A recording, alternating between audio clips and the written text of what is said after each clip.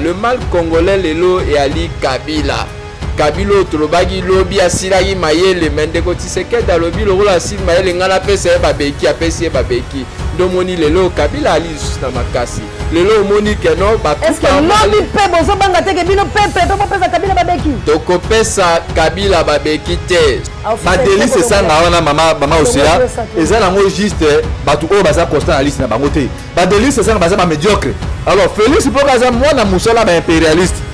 Moyen travailler pour la Congomani exacté parce que Félix a dit que non ti azawana eza ba Rwandais mutu bacha ya complicité na Kabila. Alors moyen travailler pour la Congomani exacté yango senga Félix avant 2023 ba Congolais to longola ba divergence na ba parti politique na biso. Élection na mboka na biso te espérer lo morote. Pambate élection ya ko memela biso changement te na mboka. Mais seulement au moment où le peuple à côté le mazui destin na yo en main a sali révolution populaire a commis autonome a commis ko décider nanyo ye abongi atie na moto ya mboka pour akamba mboka c'est à ce moment là nde tozala peuple indépendant. Ngala ko sangana Kabila place morote. Parce que on a mona Kabila, na mona Rosimu Kinzi. Na mona ba Kapangala, na mona ba Chebeya, na mona ba Arma Tungu. Ozoma ba tuwana yo so na mona bango. Bitumba na bango, tozina no résultat bango te et puis le lo oyebwe, tu vas te voir na Kabila, mais ça mon compte sololi, to be to kangi ba photo, to vandi pe to le na Kabila.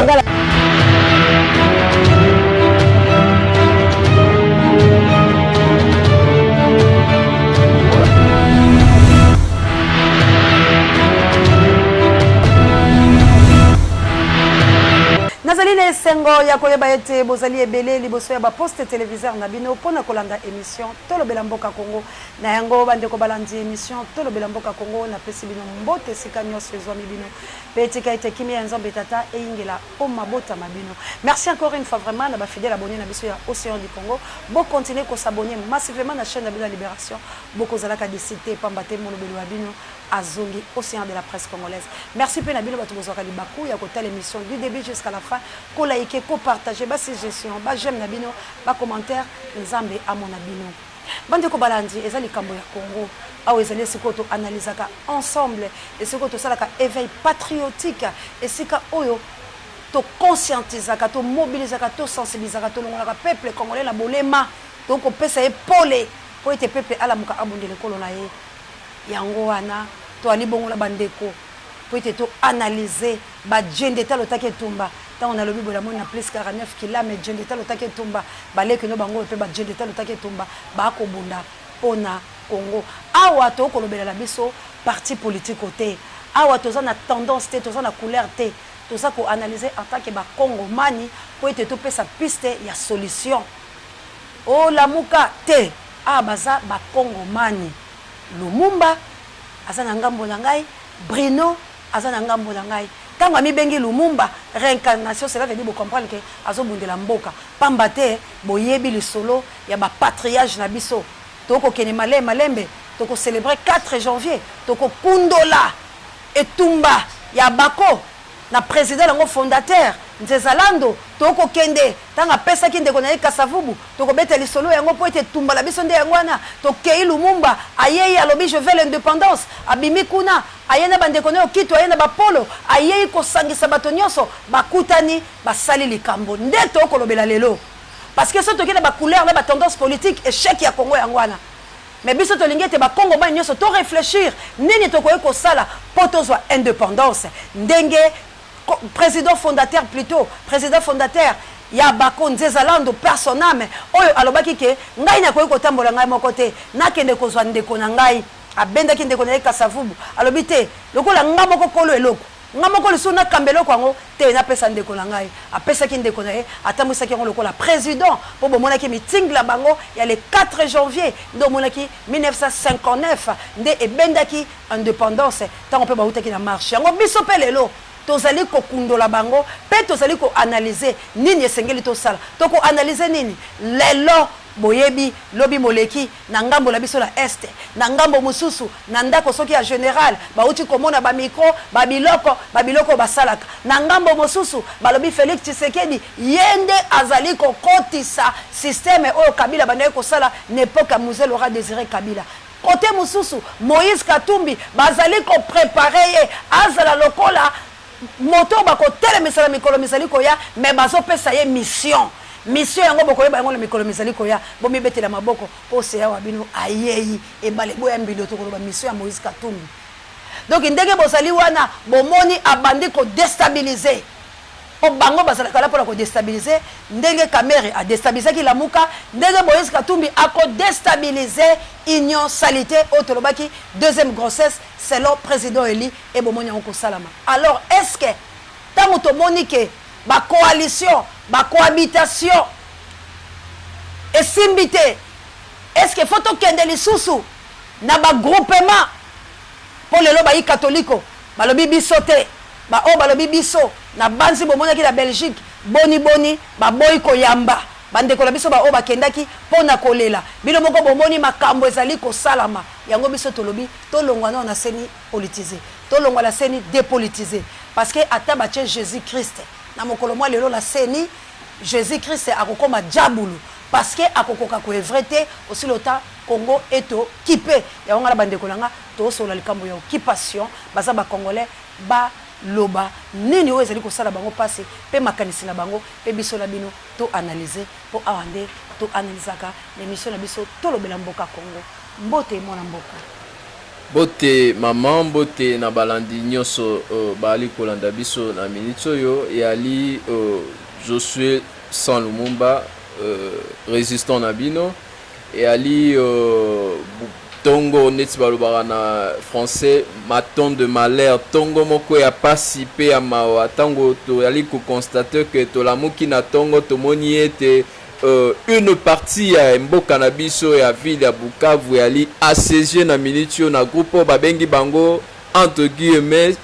CPC 64 na ebite pourquoi dénomination ana mais en minitio to ali koloba Congo ali lisusu mobimba te na minitio nde to ali koloba boye tolobaki mboka na biso to ali na occupation bandeko batiaki biso tembe tolobaki na bino ite mboka oyo Kabila keite Kabila azali bandeko batiaki biso tembe tolobaki ete régime oyo ya Chidejelu ya ndeko Tshisekedi e ali régime ya bato bali distrait bandeko batiaki biso tembe mais lelo tokomi komona yango preuve à l'appui. Une partie ya mboka na biso Bukavu na minitio oyo bandeko na biso bali malvi bali n'est-ce pas torturé koboma babilo moko ya bongo ezali pasi domoni ngai lelo na ye na lati Sokoto pona koloba ete na ali Lumumba mais lelo na ali na casquette ya Lumumba militaire plutôt pona n'est-ce pas kokabola aussi mawa kokabola komba na bando na biso bali koboma kuna e ali pasi tolobaki ete ndeko ali na likanisi ya occupation ndeko ali na likanisi ya kosede nde etandi na biso na ba occupant bando batia biso tembe da kaka wa maman so se rappeler des sources na lobaki yango ete ndeko ali na pouvoir pona ko exécuter plan ya ba multinationaux plan ba multinationaux yo e moyebana mokili mobimba Rwanda Uganda Burundi bali derrière yango mais lelo moni ndeko ali na tracé wana na lignée wana donc pesi pasi tango Congo une partie ya Congo n'est-ce pas ils allaient déjà en otage ali Congo mobimba des alliés en otage donc voilà ali pasi tango to la muki to moni ete ba général mosusu neti jadija to landa information entre guillemets que na concession na moko kara na Congo na mitendi puisque mitendi ali Congo ba découvrir n'est-ce pas o babenga ngo fossé donc voilà tokokoma na likambo ala to pesa na mona mboka pembo te bande ko boko ka passe wana yango tolobi to sola malamu to analyser nini to sala pour la libération pe na lombango avant 2023 po baya kokotsa biso so ba infiltrer ya makasi mona mboka mbote mingi mama Océan mbote mingi na ba ndeko nyonso ba soutenir biso ba résistant particulièrement ba manyoso ya France Belgique bazana basa kusukuna pa na biso na pesi bino mbote eza mwa na bino Bruno Mimbenga toza na bitumba bon mona biso mwa temps mulaye lekanaki tozalaki na terrain pour na préparer toujours ba makambo ndenge nini ezotambola eza passe parce que lelo oyo boye Félix auti kohumilie mboka mobimba ntango makambo elekani bake na G20 awa bobomonaki Macron asali sabotage epa na ye mais mpo na bango bataliban bazomona comme sikena moboni Félix photo na nani na Joe Biden mais kuna na est ya mboka ezokende tolobaka yango déjà awa boye bopanzi ya Ituri baugande bazwaki espace wana lelo oyo boye na côté oyo boye lelo omoni kono barebele bakoti na mboka barebele bakoti na mboka peuple ezokontinue kobetela barebele mboka ozomona keno toza na pouvoir oyo boye oyo eza pouvoir sa pouvoir oyo Félix azolekisa batango na ye nyonso na avion oyo mwana un président aza wana azosinteresse na makambo ya mboka te alors ndenge bouti koloba bo Moïse Katumbi eza bagene na ye Moïse Katumbi abanda makambo depuis era azalaki na ba Joseph Kabila. Comment est-il possible yo muto oza na kati oza na bazaki à l'époque na majorité présidentielle yo muto obiki na makambo Kabila zo sana zo se penango te avant na longwa ifona kende ko mona na ye et puis par après bo mona ki sort Moïse Katumbi saki nini asisa ki kolongwa lelo o bo le même Moïse Katumbi ayo on a comme ko menacer na longwa pa Félix Moïse Katumbi mama Osea to ko résumer et ça juste que non Moïse Katumbi aza pio o ba américain bazo utiliser ye o ba rwandais bazo luka ndenge nini ya ko se débarrasser na Félix parce que Félix ndenga zawana amata kitaza na manda moko oyo boye Kabila ayebi que non Félix nyonso zo sala ba bousculade wana ko banga été parce que ndenge zawana Moïse Katumbi akomi ko négocier na Kabila akomi ko négocier na Félix pour que non na 2023 azala candidat na bango to ka moité dans les jours à venir eloko bandeko bazolanda bakanga ngo lelo bokomona Moïse Katumbi akokuta na Kabila na moi bakosola pona makambo mboka parce que mboka na biso tita ontozolo ba que non mboka eza occupé eza élection tende mo ko libérer mboka na biso ezo senga na ba courager ba jeune botelema pona ko libérer mboka na biso parce que tant to kanisa on fati mutu atombolo nani boy lelo obo mboka na biso côté ya Burundi ba Burundi bazuya bango eteni ya mabele ba Uganda bazuya eteni ya mabele lelo obo kuna mopanzo na pe au moins bandeko mboka eza incontrôlable yango biso tozo senga toujours ba jeune congolais tolo ngwala kijalelo tolo ngwala ba politicien wana ba o bazo lekisa biso ta mboka na biso zokende oloba keno Congo eza mboka o eza entouré na ba voisin belé non mama Osea aussi Allemagne bon Allemagne aza na Brésil aza entouré na 15 voisins Allemagne donc ozomona keno et pas na bango eza ba blague eza pas na biso so lobi 1 minute olobi oyo ko sala désordre na certains registres ba ko répondre na certains 2 minutes ozomona keno mboka na biso ezosenga batu oyo bobaza na vision ya république parce que makambo élection oyo bopona ngai moi aussi moi je suis un révolutionnaire depuis classe surtout ni baninga basono Bruno aza toujours muta révolution parce que la seule manière obiso tozomona ba voiture au Moïse Katumbi azosala pona ko disira biso ozomona que non Kabila za mokonzi ya ba diversion koto yo ko mema bino na loyenge koto bazosala makambo alors tozala étonné te tant bokomona que non Moïse Katumbi abozala pio oyo apouvoir ko achever lisusu mboka na biso pour que non Congo ezala déjà divisé lelo obo moni makambo minembwe et que na ya le passé Félix ayebisa biso nini ono makambo minembwe to sur soir yango mekuna ba utu na ba tuchi baza occupé mabe na biso alors ngai loko nazo senga na ba congolais mama aussi loko na lobango plusieurs fois na bande ko trésor king ba dosta to telema pona mboka na biso parce que ba français Emmanuel Macron ba kwa bunda pona biso te au moins que no ba impérialiste wana ba régime mboka na biso comment ba bomina no économie ya mboka na biso ba juste domaine ya nini agriculture ba bomi yango parce que ba comprendre que non mutu soka sana nzala moyen te à comprendre à revendiquer ba droit na et ko sera incapable alors Félix pour kaza moi na musala ba impérialiste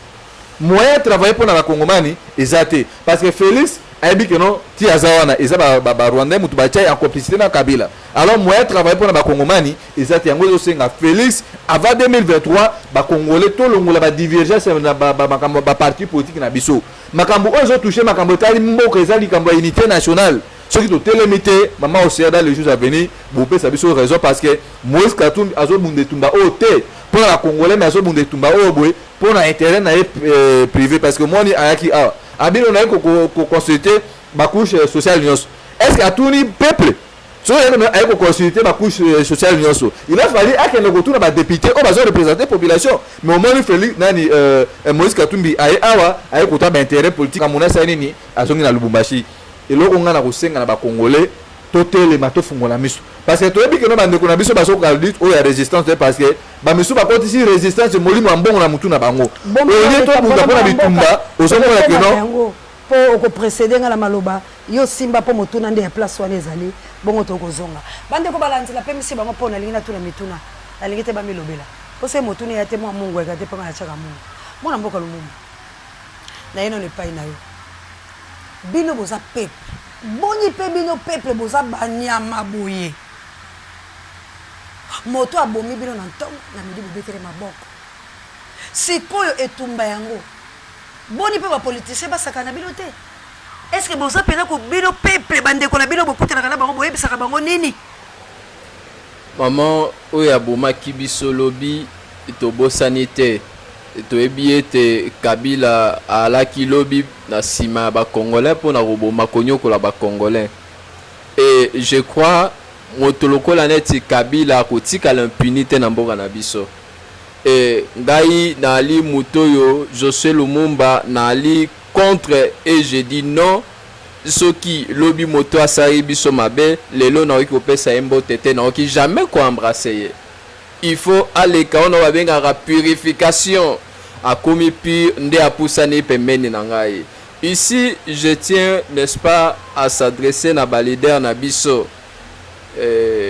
Martin Fayulu le président élu oyo na respectera makasi et puis le visionnaire Fumumpa Muzito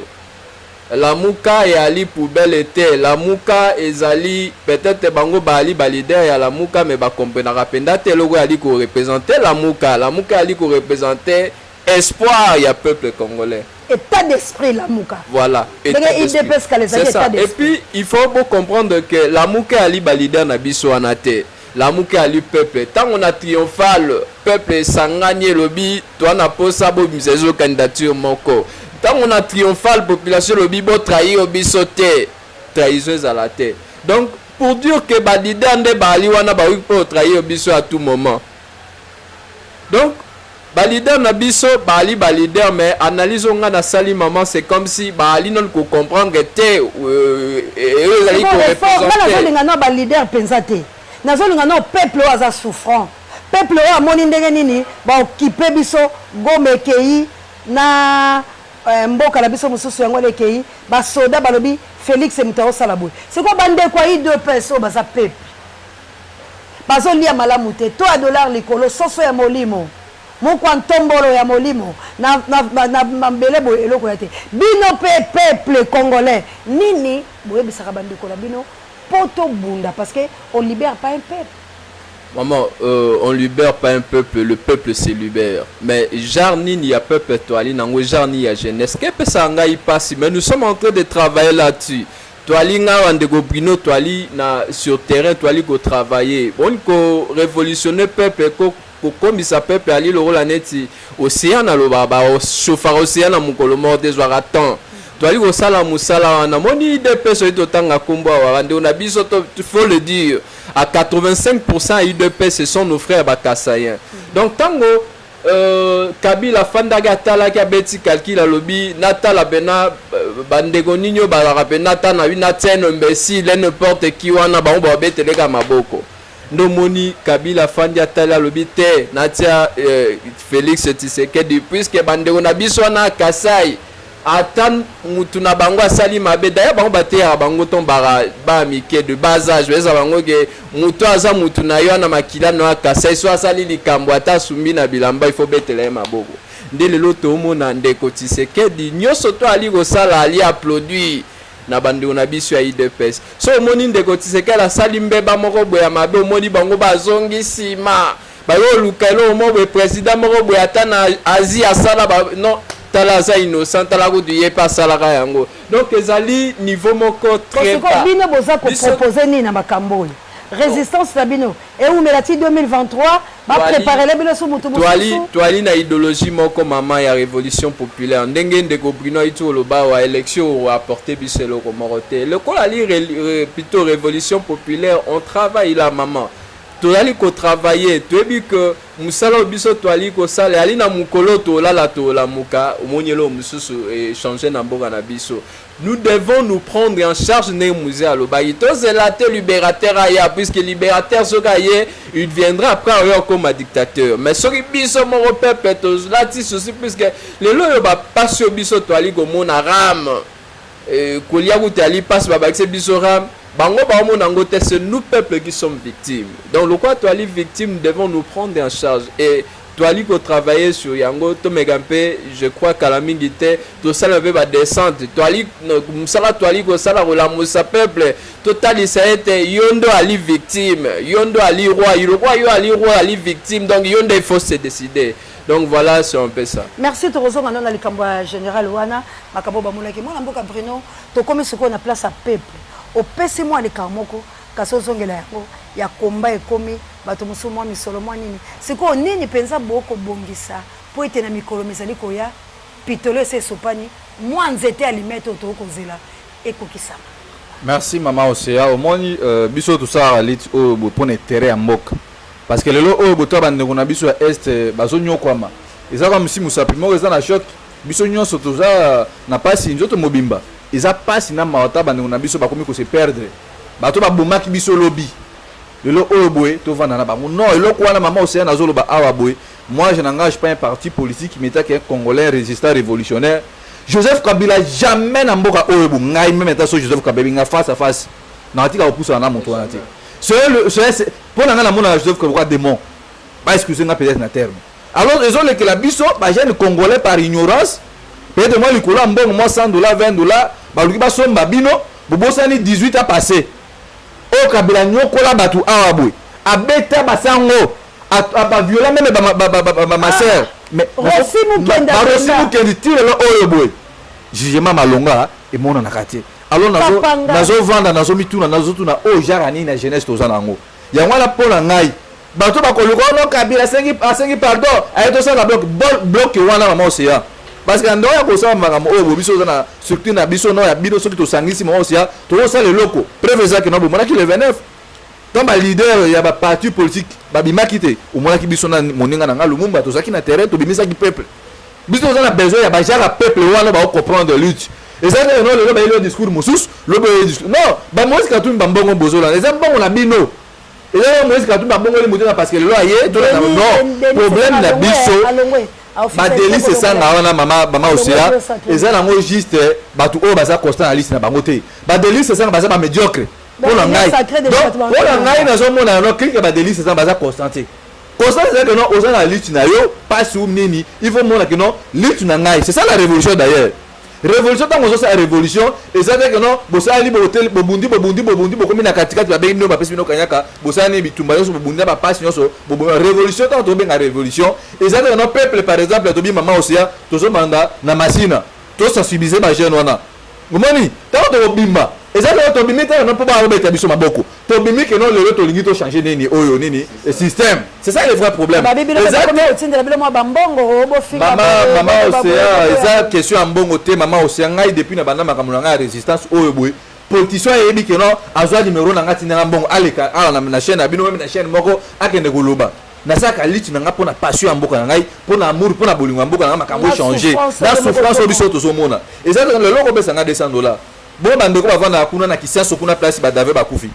lelo pesi nga $100 bo bandeko bazana Ituri o bazolela butu moi ba chef de combat ba obi bato bazokufa butu moi est-ce que $500 $100 eko pesa solution makamala non problème c'est que non peuple congolais ayeba que non ba leader na biso obino besoin bango ka ba artiste ka ba fali ba musicien ba jibe ba beti bobimi marche obe boke ko revendiquer le comment bo beti ba boko bozongi sima bozu solution te non révolution c'est que non bo bandi révolution na bino il faut besoin solution nango parce que quand besoin bimananze là moi na mboka Bruno to tema na wana est-ce que solution ezako ou te pas ba leader ou bien mon de peuple boza naïf parce que leader alobi bima yo so c'est la leader yemoko ça il faut peuple ndebo bima problème est sur ndende ko Lumumba alobi ah maman isa problème ya peuple alors peuple azana immoralité moko le kindelo peuple une jeunesse to ba non jeunesse congolaise et j'ai jeunesse moko très facile à manipuler ta ko ba Kabila boy oki a moi muki appelle basango basali ono Kabila bongwani tout ça Kabila oyo abomi batu ah bon tala ba jeune congolais place ngana mona que non ba jeune congolais to zana musika il faut to travailler puis to travail moral à peuple congolais Kabila pour la maman Osea ngana ko sangana Kabila place moko te parce que on a mona Kabila na mona Rossi Mukendi nazomona bakapangala nazomona bachebeya nazomona arma tungu ozomona batu wana nyonso donc nazomona bango bitumba na bango tozwi nano résultat na bango te et puis lelo oyo boye toya tovanda kabila mesa moko tosololi tokangi bafoto tovandi mpe tolie na kabila mpona ngai kabila donc mpona ngai kabila kutu isola kabila mama osi ya kobeta yango te parce que tona avandaka namona kabila makambo asala mabe boma bato na mboka oyo boye non seulement komona bato a détruire mboka na biso lelo so tokomi na problème oyo mboka na biso eza occupé c'est grâce à kabila lelo oyo boye soki Félix azolanda makolo ya kabila eza kiriki na bakabila wana lo ozomona ke ngai loko nazosenga ezosanga mpasi na mawa lelo oyo boye na est barebele bakoti bazwi mboka koto oyo boye Jean-Marc Kabundu na IDPS mobima ya bakabuya nayebi te soki baza na cerveau oyo bato bazoréfléchir lokwa biso bato nde toréfléchir boye mboka eza na occupation Kabou na Kabou bazosala bandeko na biso ya IDPS bakana koyamba Chilombo oyo bahumilie na force et pas Emmanuel Macron tala niveau ya médiocrité aza deuxième président oyo apesi de Biden mbote maman est-ce que opesa Biden mbote est-ce apesaki mbote yango ya bien eza mbote moko ya ye moto asengi apesi ye mokongo eza kono soko luka selfie Kabou ya bochana ozomona presse oyo tala Emmanuel Macron ntango azoya aye mpo mona kono mboka na biso eza na valeur te aye apesi Paul Kagame mbote avec respect aye alonga apesi président Arabi oye Félix akomi un président protocolaire awa le telema awa tala attitude ya Macron afete na mbote apesi tala niveau ya humiliation mboka na biso et puis bandeko na biso IDPS bazoba nini bi ekoti tala basupporter bagangi tala jara peuple oyo bo mama osia nazotala Kabundu auti kodéfendre du premier congolais oyo kodéfendre na G3 pa Kabundu mboka eza na occupation gouvernement ya Kinshasa baza na badistraction ya bakabundu alors mama osia ngai mpo na ngai jamais naoloba bango bogarde bavideo kabila mpo na ngai nabato aza ennemi juré parce que peuple il faut comprendre que moto amemi biso na stade tokomi oyo boye eza kabila alors eloko ngai nazosenga na jeunesse congolaise nalobaka yango plusieurs fois balider wana bino to balider babengisaka bino bobima na marche eza te ke no bobima bolakisaka no tosali ple carton non balider wana eza balangage oyo babisaka bino peuple bimana balabala revendiquer ba droit na ba minde ko la bino bosali côté tala ndeko na biso ba okufa na est beveka la kufi na makambo ya libération mboka mais tala pepe au moins ba okuna selfie c'est pas ça problème na biso au moins ezate que non le long boto bonisa même Félix alongwe est-ce que le système est longwe non problème na biso tant to bundisa système ou to bundisa individu donc tant to bundisa système na système na individu ça nini bakende parce que le boto bundisa Félix alongwe batiki système oui Kabila atiki système na yango to somona le obo batuerie kuna to découvrir mikuya ya batu soki pe to kemela na kinga kati wana par hasard moi aussi to kuta même ba mikuya ya batu misusu ozomona donc ngai na so regretter que non ba jeune bandeko na biso ya IDPS bota la souffrance to za nango nzala to za nango bandeko na biso na est bazola na te mboka koti na boka ba rebelle wale ko sa ba Burundi ekoza ba Tanzania ekoza ba Zambie ozomona que non bino koto boza na distraction tandis que to souffrir biso na bino yoso transport pasi mai ezate le courant koloba kutu te ozomona que non to ya dollar ezo matara o mata alors bozokende ko yamba Félix pour quelle raison est-ce que vie sociale na biso changer non yango wana mama osenga la zoloba tokosala sa élection na Congo et on a biso na solution te et puis révolution wana ezali na révolution to bimisi batu to yombi to baluki non to bimi révolution non lelo lo makambo kibasa osa biso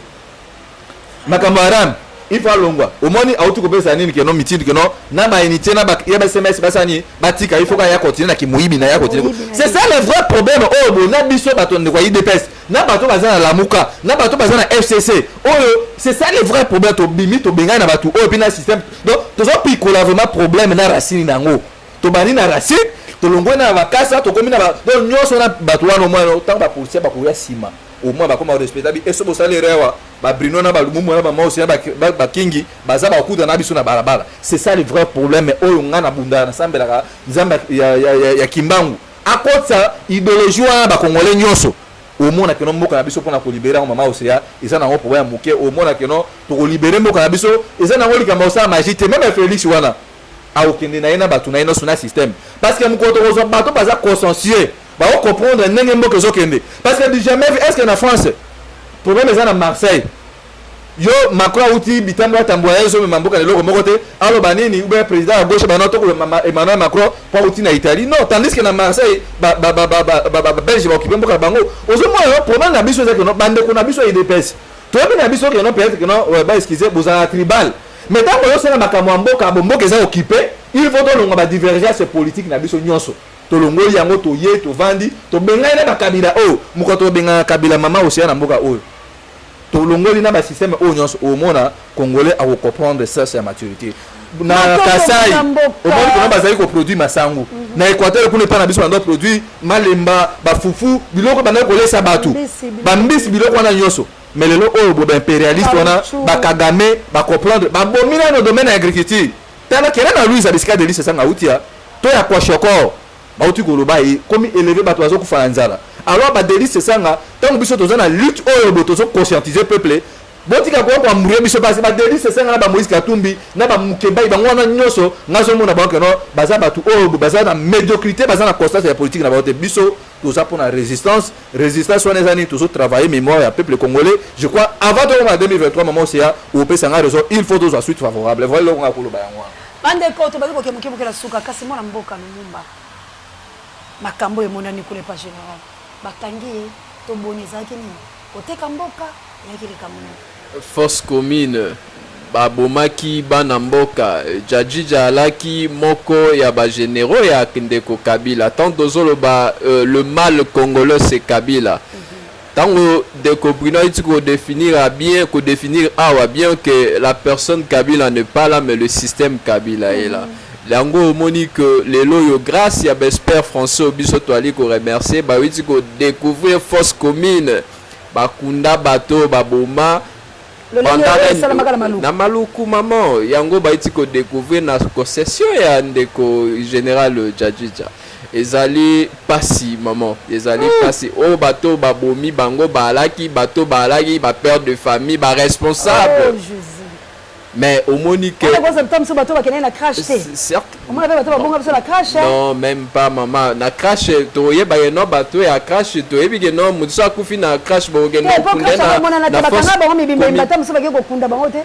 ndenge bango babomi bana mboka to ebite mais obiso to constater ali que force commune maman ezala nango pe mabete bato so ba kufi elongo na ba guerre batia ba na force commune mais à l'officiel balati bato grand jour que non awa ça repose les armes ba militaire na biso balaki tomber to cash nengo lobi wana mais force commune ya mabeza ali oyo moni que non ba moto endai ko chumola bilanga na ye amoni mokuya moto mais lelo yo so otali moni image.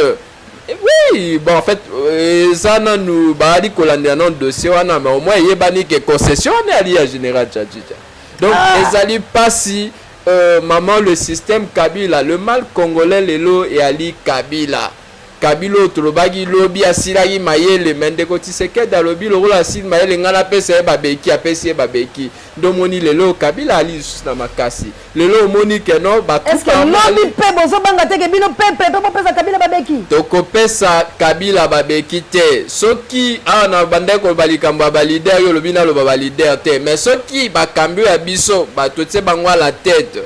ba salaire wana te lelo ba kende ko pesa Kabila mbote Ovoni mama lelo ngana ali moto na tangi na sololi na mama mona kwe aveni na ngai tango amiko tu na ngai na yoki bosangani na Ndeko Kabila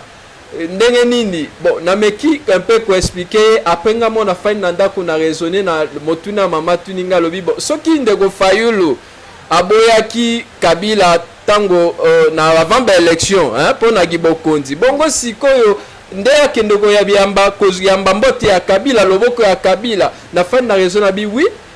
effectivement maman na ali na raison donc de quoi ça les wana te le loi yamba loboko ya Kabila puisque Kabila le to ali ko résumer comme le malfaiteur ya congolais ce qui d'aboya qui c'est pas le moment c'est ça c'est pas le moment ba ko pesa ko laver Kabila la donc ibobi masolo ya Ndeko Katumbi na Bemba nga pesi nga ipasi Bemba na Katumbi bali lokola moni mbisi ali na kati ya mai azara na iloba te puisque à chaque fois soka loba tombola afongola monogone loba mai ekotaka na munoko donc bandeko bali na mai na aquarium Ndeko Tshisekedi ndezali pasi et ali neloko moko toyo ndeko Kabila ndeko Moïse to Katumbi bari koloba kopon avantage ya peuple bango bali wana ba beni oui koloba nyoso to ali volonté ya ndeko Chilombo bango baku appuyer mokolo zambezi kaka mama banyama baro kima mboloko amoni nzoko aro kima moni lui azo kima tuni bango abi na bino be bozo ko kima mais so landi malamo moto ekipaka teta ngeziki saka mais siko mboloko tuni question na pona nini parce que ye na conception na ya mona ege bato to ba ko kima mais bango wana mibalete wana nina loba nini ndeko Moïse ndeko Bemba bali ba grande personnalité na mboka na biso tango lelo biso toali ko ba dépolitisation enseignée population ali ko tomboka tolobi élection transparente mais bandeko biso to tie ba espoir que peut-être ba ko apporter un plus et si passe na mboloko komona ete batoloko la nzoko nyama lokola nkuya ali ko kima moto. Pourquoi? Parce que ali logique on a été le bas ya mbisi na se ama isoka lo bel lo fungula monoko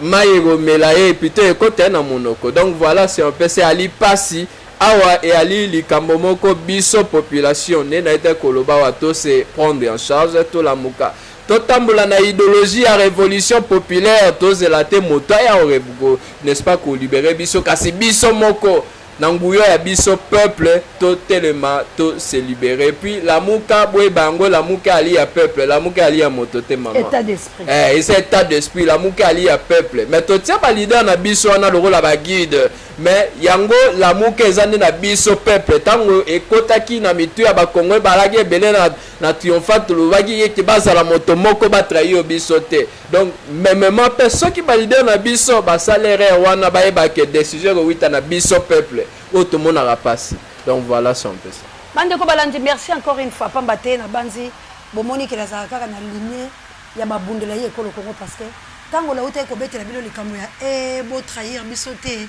to saki na brinote mais ya ye azongisi yango pambate awa ndeza nisiko bokozo bosolo na komi na suka mingi ya koloba to kozana bandeko ya koloba pambate inyo sacré pe mbutu mutu yali bacha ko chalo kwa mutu ya koma lokwa mokonzi makambo yali ebele me Denis Sanga lobi akoyi kozania sur na makambo la te ya milongolo ndenge ba misuba kolongo est-ce que soki balongwe kuna na fulu baye ko bwaka lisula fula moninga po bibisa pusu moninga ko ndima matiti andako nayo ya salito ko bambisa soli kwa salite rangai wana peke ko solo na mikolo misali ko ya bwino maloba suka pona okabona. Oui maman aussi ya maloba suka ça que peuple congolais awa tozo sala ba na ye loko la révolutionnaire résistant na ye na makamote ya ba parti politique na chaîne ya libération bande ko ba comprendre ça c'est à lutte na biso au monde du jamais vu na monde yo président soit disant président de la république au sali ordonnance na yo et puis oye kozonga lisusu sima pona ko défendre ordonnance na yo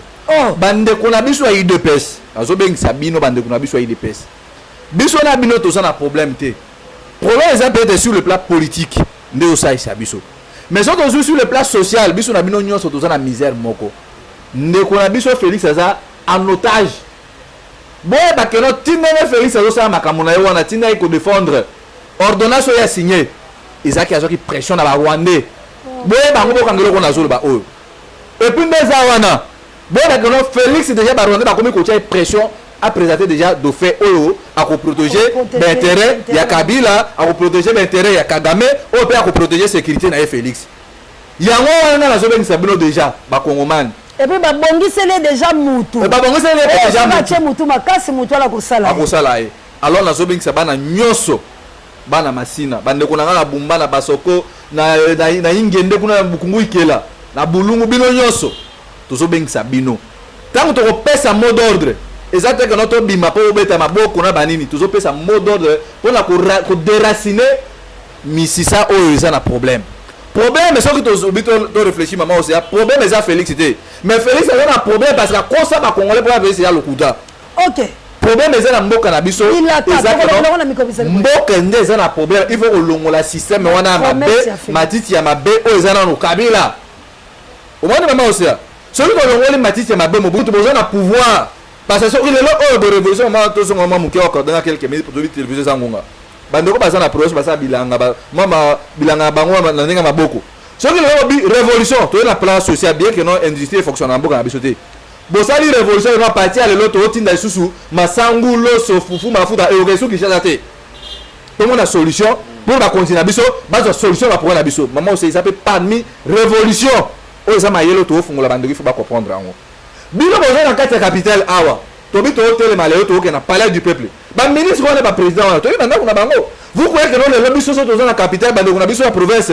Bah, 4 babi, pas que ce qu'on a biso dans la capitale, tu as bango, parce que le président on a vu dans la province non aya ka fufu banini baza pe ba famille na bango ozomwa ko tozo rêver déjà population maman océan de bango ko travailler peuple ko chauffer population eza okula océan to travailler dans la stratégie nyoso to mettre en place bino dans la province à partir de l'eau masuwa moko te ko banaki sangane obine dans Lubumbashi pas question batu na batu donc agriculture bo bloquer na nokuna au moins na politicien oyo ba kuma réfléchir alors le longa na zo senga que non Kabila amata kita mama oseya ata le loté ata lobby Kabila za muto okangaye et puis ngai jamais na kondima na vanda pemena Kabila pona maboko Kabila sa ba kongo na biso et puis le long na zomo na ba kongo bande baza inconscient ba betela Kabila maboko non mama oseya c'est que tu bongi tu za ko trahir lutte na biso nazo senga na bino boza la prudence boza la vigilance je crois ne tozo lo ba awa boy tu za ko sensibiliser ba jeune boza la manipuler tel quoi ba $20 parce que to yebi euro boy ba politicien wana o baza instable bazo luka ba positionnement na bango bo moi là o ba Kabila komi continuer ba espoir na bango pona kwa ko détruire lutte pona ko panza alors ngana zo bengisa bino peuple congolais bo sa vigilant bokeba na ba faux prophète ne Jésus Christ aloba biso na ba mama aussi ba trésor king toza lokwa ba prophète tozo tali sabino nzela ere yango bo je crois avant 2023 tokoza sur terrain pona ko tali c'est que non système oyo boy umeli na mboka na biso ko déraciner yango tozo ba kambi oyo boy ba komela biso na développement mboka na biso lokola ba mboka ko ba Burundi donc bazo multiplier l'économie na bango ba bandai ko produire plus de 15 000 tonnes ba lobi avant 2030 il faut ba ko mala plus de 30 000 tonnes alors ni les autres qui biso ba jeune na Congo est-ce ba jeune encourager na Congo ba santé ils ont problème à conscience de tout travailler maman aussi pas question de manipulation Kabila jamais à te retirer aux associés à Kabila il faut le voir ba toi bango alors le banga suka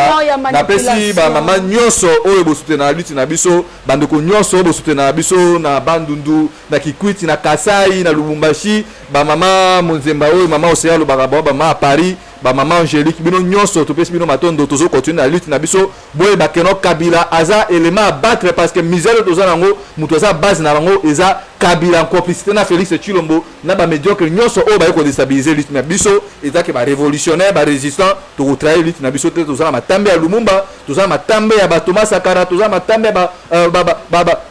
batu oyo nyonso ba changer ba luka développement mboka na bango alors bande ko nyonso oyo ba koki peut-être moi conseil moi ba orientation eza numéro eza plus 243 81 73 11 702 plus 243 81 73 11 702 wana okoki kokomela le résistant Bruno Mimbenga ana ko pesa makanisa ya révolutionnaire pona ko veiller na talisi bino révolution pe oza sur le plan économique voilà le banga suka ngwana mama Océan merci je crois ndenge nzambe ya permettre bozongi en forme to continuer lutte na bino ensemble soki ata ba leader ba biso mais biso peuple to simba na main dans la main ata batomi balé to continuer bitumba na biso. Merci Matondo mwana mboka etumba ya peuple congolais kota la leader te pamba te leader apesio maloba yo salela yango mwana ya mayele to komi na biso ko kenga suka Lumumba la ngai nini okoloba pona peuple na yo pona peuple na oyebisa bango ete élection na mboka na biso to espérer eloko moko te pamba te élection ya komemela biso changement te na mboka mais seulement au moment où peuple à côté le mazui destin na yo en main asali révolution populaire akomi autonome akomi ko décider nani oye abongi atie na moto ya mboka pour akamba mboka c'est en ce moment là nde tozala peuple indépendant tozala vraie indépendance. Donc ici j'appelle la population à se réveiller, à prendre de la maturité, enfin tout ça les logos babengi révolution populaire. Donc voilà. Na oloba mingi tenga lingara mwa mingi terrain contact gali 09000 99 77 4 merci. Bande ko balandi to komi na suka na banzi ete nzambe azali malamu to kopusa na malembe pembeni ya peuple pour na ko sensibiliser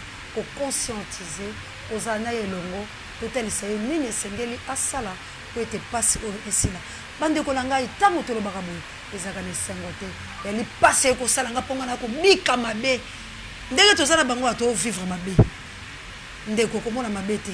yo lei oke mosala opemi wana capacité ko mela tasa café wana capacité ko pakola mafuta malamu kasi biso loboko ezaka na se biso pe to lingi tango mususu mana nanga pa lobilanga kuna na États-Unis kundiana nanga sala posa ta mususu ya mabenge na kangeli epe yango abi mwa libongo na tindeli epo biso ni Équateur to liaka ni mabongo te na tindeli pe mana nanga ale oboso mbele mo mfumbwa na tindeli équipe pour la télé États-Unis d'Amérique lobi mo loko mais ya biso to ko nyoko yango to ko loba likunya na motote vérité ale bokabwanité to bunda pour la délivrance de la République démocratique du Congo, Maman Pierrette. Merci encore une fois la Bilo Mibale. Vraiment, na kundi invitation la ngapa matela benga Bilo na lombango, mais boyei tikanza bepenza apambo la Bilo pe à côté de Kambo la Bilo. Merci encore une fois la Kabuya l'homme pression échange par l'équipe qui gagne. Merci na Judeka kuna penza na montage adorateur et bon rétablissement. Merci bongo na ba pour mettre Angola no bondi à botard de bono et la émission comme la Bilo. Mamour d'Angola na mokite na Florence et Maton de Bilo. Merci encore une fois la Pape Dieu directeur recherche stratégique et merci Nasango Mokonzi Parebe Misobangai et mon ami de tous les temps du le soir Ingeta na bana Vuluzi. Merci na Juka Ameya au sort de la presse congolaise et bon rétablissement na bébé nanga penza Mobeti Ndembo ya solo kuna na France oko kedeli boso moka poswa. Merci na Mokonzi na Angleterre bino tout bisika no sobozali Anita Babe il faut que yo motomba ko Lumumba bana ya ba patriage nangai vraiment tout élément tout monde est tombé à Congo soki nzambe apesi biso makasi po akopesa tokoya po tolobana makambo ya malamu soki ozape okorate libération. Que Dieu vous bénisse. Bye.